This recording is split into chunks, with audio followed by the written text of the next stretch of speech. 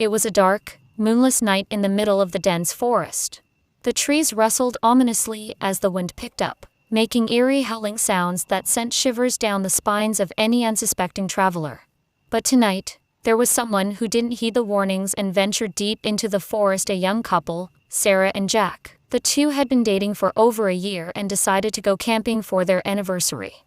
They were avid hikers and had camped in the forest before, but never this deep. They set up their tent and built a small fire, feeling cozy and content in each other's company. As they settled in for the night, they heard strange noises around them: twigs snapping, leaves rustling, and distant howls. Sarah whispered, "Do you hear that?" "It sounds like something's out there." Jack tried to reassure her. "It's just the animals, nothing to worry about. We'll be fine." But Sarah couldn't shake off the feeling of unease. She kept hearing strange noises and seeing movement in the shadows. Suddenly, a loud thud made them jump.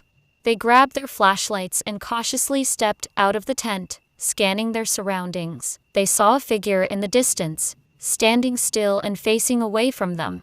It was too dark to make out any features, but Sarah and Jack both knew something was off. They decided to approach the figure, hoping it was just another hiker who got lost. As they got closer, they could see that the figure was wearing a black hooded robe and holding a bloody knife in its hand. Sarah screamed and turned to run, but Jack stood frozen in fear. The figure quickly caught up to them, and in a flash, Jack fell to the ground, motionless. Sarah kept running until she stumbled and fell, hitting her head on a rock.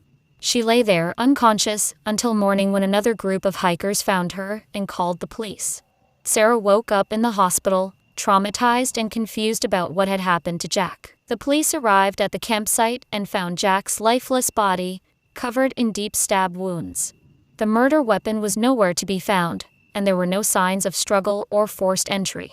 It was as if Jack had been taken by surprise, unable to defend himself. The investigation began, and the police combed the forest for any clues. They found nothing: no witnesses, no footprints, no fingerprints.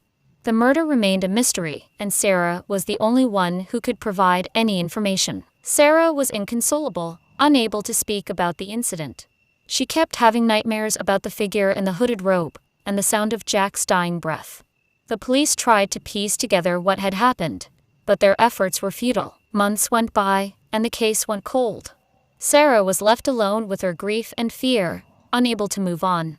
She eventually sought therapy, hoping to find some closure and overcome her trauma. It wasn't until a year later that a breakthrough occurred. A man was arrested for an unrelated crime and confessed to the murder of Jack. His name was Timothy, and he claimed to have been hiking in the forest that night and stumbled upon Sarah and Jack's campsite. Timothy said he had been drunk and high on drugs and saw Jack as an easy target. He followed them and watched them from a distance, waiting for the right moment to attack. He wore the hooded robe and carried the knife, wanting to scare them before he made his move. Timothy was sentenced to life in prison, and Sarah finally had some closure. She was able to move on and start a new life, but she would never forget the night that changed everything for her. She still had nightmares about the figure in the hooded robe, but now she knew who was behind it. However, something still didn't sit right with Sarah. Timothy's confession didn't add up entirely, and she couldn't shake off the feeling that there was more to the story. She began to investigate on her own, digging through old news articles and police reports, trying to find any clues that may have been overlooked. One day, she came across an article from a small town newspaper that mentioned a man named Marcus. He was a recluse who lived on the outskirts of the forest and was known to have a history of violent behavior. The article reported that Marcus had disappeared around the same time as Jack's murder, and no one knew where he had gone. Sarah's heart raced as she realized that Marcus might have been involved in the murder. She went to the police and presented her findings, urging them to reopen the case.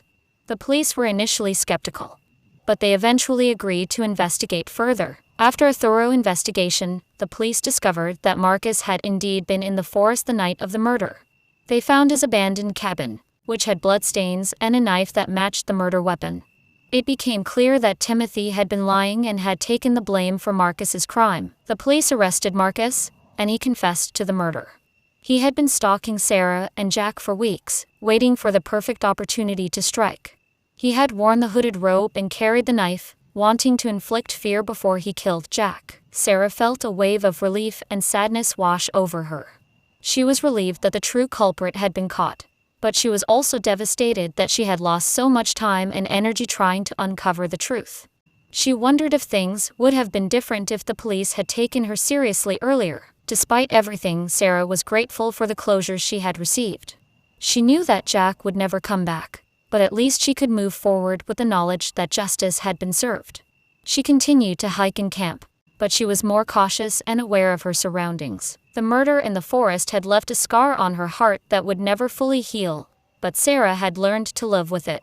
She had learned that life could be unpredictable and that danger could lurk in even the most beautiful places. But she had also learned that strength and resilience could come from the darkest of places, and that hope could always be found in the midst of tragedy.